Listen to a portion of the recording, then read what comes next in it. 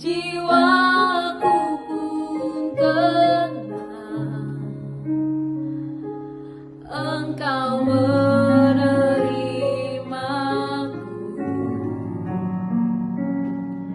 dengan sepenuhnya, walau dunia melihat rupa, namun kau memandangku sampai ke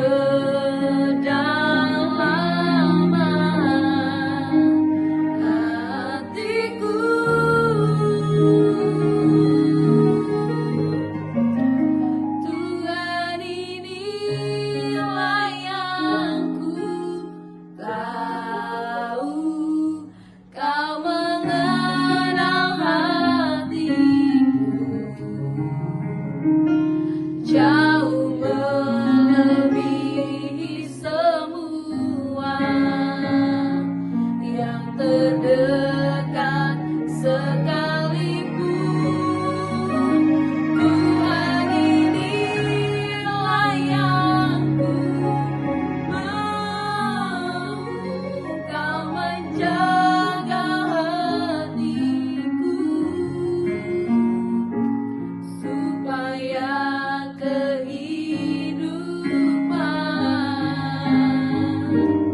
memancar senantiasa.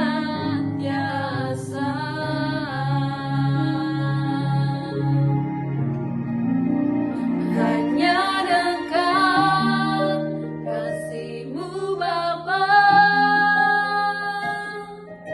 jiwaku pun tenang. Engkau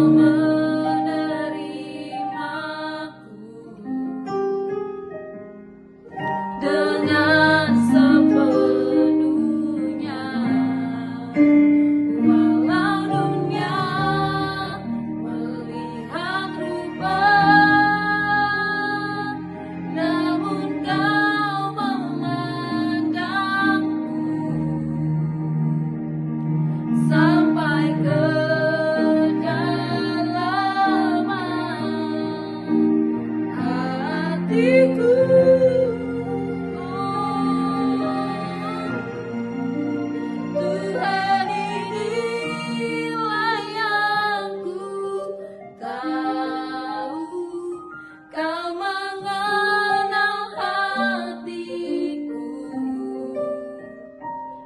Jauh melebihi semua yang terdekat sekalipun. Tuhan, inilah yang ku mau, kau menjaga hatiku supaya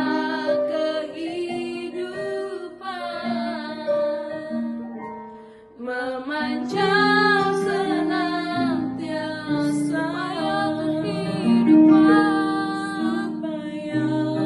kehidupan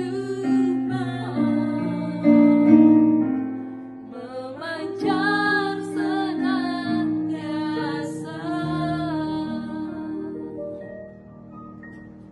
Terima kasih Tuhan Yesus, kami bersyukur Engkau Allah yang memelihara hidup kami.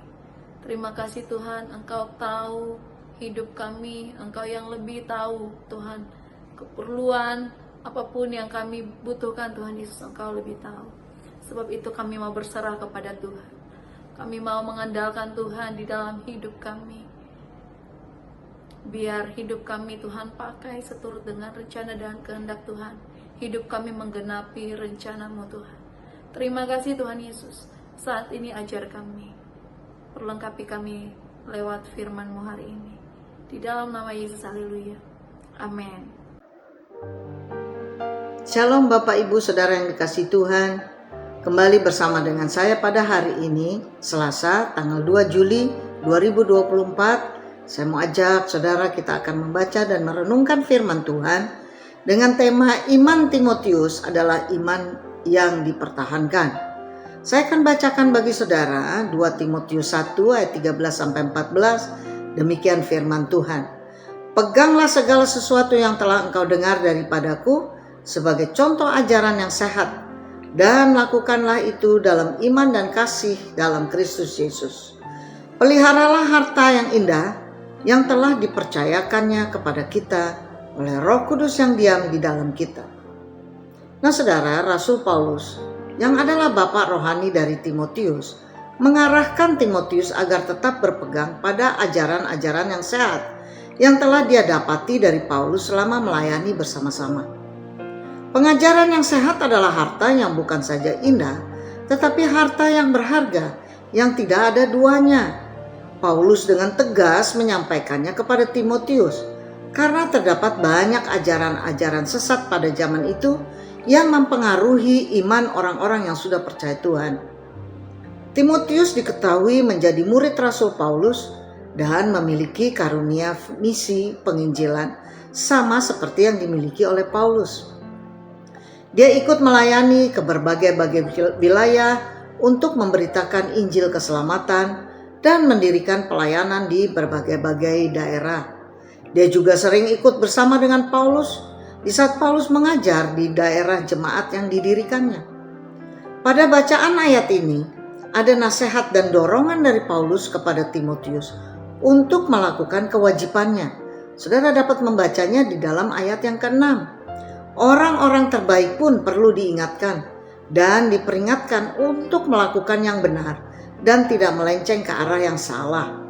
Rasul Petrus juga memberi peringatan kepada jemaat-jemaat yang digembalakan untuk tetap berpegang pada ajaran yang benar serta menghidupkan pengertian yang murni.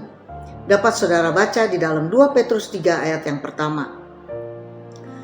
Apa yang Rasul Paulus lakukan terhadap Timotius agar imannya tetap bertahan teguh di dalam kehidupannya? Maka yang pertama, Rasul Paulus menasehati Timotius untuk mengobarkan karunia Roh Kudus yang diberikan Allah kepadanya. Semua karunia yang diberikan Allah kepada Timotius agar dikobarkan seperti api dalam bara, karena semua itu adalah karunia dan anugerah untuk memperlengkapi Timotius melakukan pekerjaan pemberita Injil. Paulus mendorong Timotius untuk karunianya terus dilatih dan dikembangkan, karena dengan terus dilatih dan dikerjakan maka Tuhan akan menambahkan karunia kepadanya. Dapat saudara baca di dalam Matius 25 ayat yang ke-29.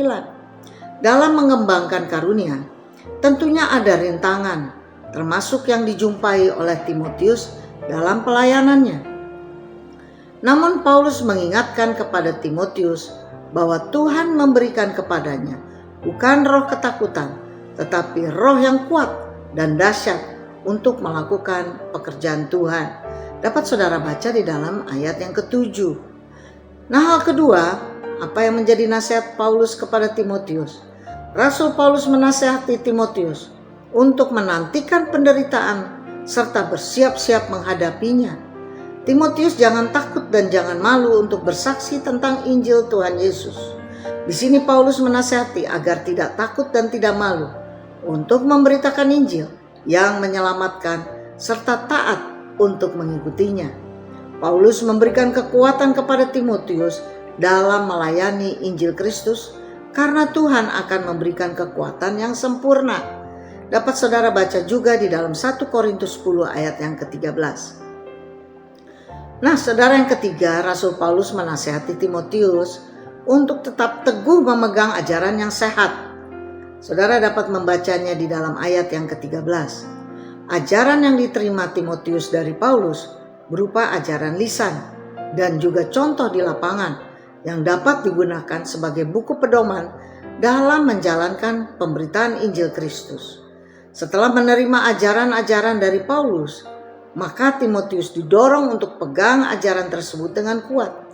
Iman Timotius yang sudah terbukti harus dipegang erat dan kokoh. Nah, refleksi kita pada hari ini, saudara. Rasul Paulus menasihati Timotius agar memegang ajaran yang sehat dan harus pegang erat kebenaran itu dalam iman dan kasih akan Tuhan Yesus. Tidak ada kompromi sehingga berpaling dari kebenaran yang sejati, walaupun menderita, ditolak, ataupun dihina. Memberitakan Injil adalah pekerjaan setiap orang Kristen, karena hanya oleh Injil Kristus, maka orang dibenarkan dan diselamatkan dari murka Allah. Ajaran yang benar harus menjadi iman yang kita pegang erat, karena banyak ajaran-ajaran yang menarik di masa kini yang menggiurkan orang percaya. Demikian renungan kita pada hari ini. Mari kita berdoa. Bapa, di dalam nama Tuhan Yesus Kristus, kami bersyukur, berterima kasih untuk firman-Mu dan renungan pada hari ini yang mengajar, menasihati kami supaya kami berpegang kepada ajaran yang benar dan tidak melenceng ke kiri maupun ke kanan, dan mengalihkan ajaran kepada ajaran-ajaran yang menarik di masa kini, sehingga menggiurkan orang percaya dan melenceng kepada kebenaran yang sejati. Kiranya Engkau menuntun kami sepanjang hari ini, sampai malam nanti kami tetap setia dan taat memuliakan nama-Mu saja. Terima kasih Bapa, di dalam nama Yesus Kristus kami sudah berdoa dan bersyukur kepadamu. Haleluya. Amin.